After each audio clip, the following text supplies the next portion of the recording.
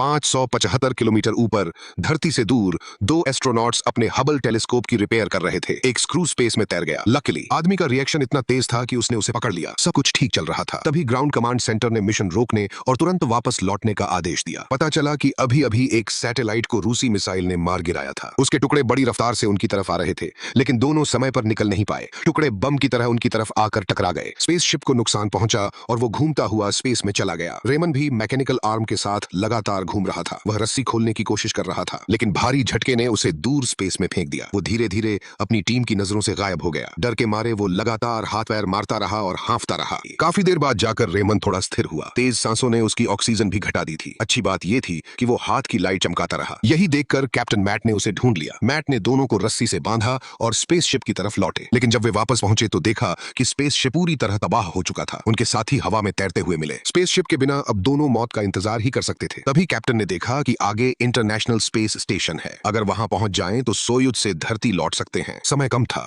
दोनों तुरंत ही ISS की तरफ उड़ गए, लेकिन जब वे पहुंचे तो सोयुज पहले ही उड़ चुका था। बस एक टूटा फूटा जहाज बचा था जो बुरी तरह खराब था, लेकिन वही उनकी आखिरी उम्मीद थी। मैट ने बचा हुआ ईंधन लगाकर दोनों को स्पेस स्टेशन की तरफ धक्का दिया, लेकिन स्पीड बहुत ज्यादा थी। कई टकराव के बाद दोनों के बीच की रस्सी सोलर पैनल से कट गई। खुशकिस्मती से रेमन ने रस्सी को अपने पैरों से पकड़ लिया और मैट स्पेस में उड़ता चला गया। रेमन उसे खींचना चाहता था, लेकिन स्पीड बहुत तेज थी। आखिर में उसके हाथ में सिर्फ मैट की कमर की रस्सी रह गई। रेमन उसे वापस खींचना चाहता था, लेकिन पैरों की पकड़ ढीली पड़ने लगी। दोनों की मौत तय दिख रही थी, इसलिए कैप्टन ने खुद रस्सी छोड़ दी। वो अंधेरे स्पेस में तैरता हुआ दूर चला गया। रेमन दुखी होने का समय भी नहीं पा रहा था। उसका ऑक्सीजन अलार्म बज उठा। अच्छी बात यह थी कि वह किसी तरह जहाज के टूटे हुए हिस्से में घुस गया। उसने स्पेस सूट उतारा और खुद को शांत करने की कोशिश की। उसने मैट और ग्राउंड कमांड सेंटर से संपर्क करना चाहा, लेकिन कोई जवाब नहीं मिला। अचानक स्टेशन का अलार्म बज उठा, लेकिन खतरा अभी खत्म नहीं हुआ था। उसे तुरंत पॉड चलाकर स्टेशन से दूर जाना था, लेकिन वो सिर्फ रिपेयरमैन था। उसे चलाना नहीं आता था। वह मैनुअल देखकर किसी तरह पॉड शुरू करने लगा। आखिरकार वह स्टेशन से निकल गया, लेकिन उसने पैराशूट पॉड से हटाना भूल गया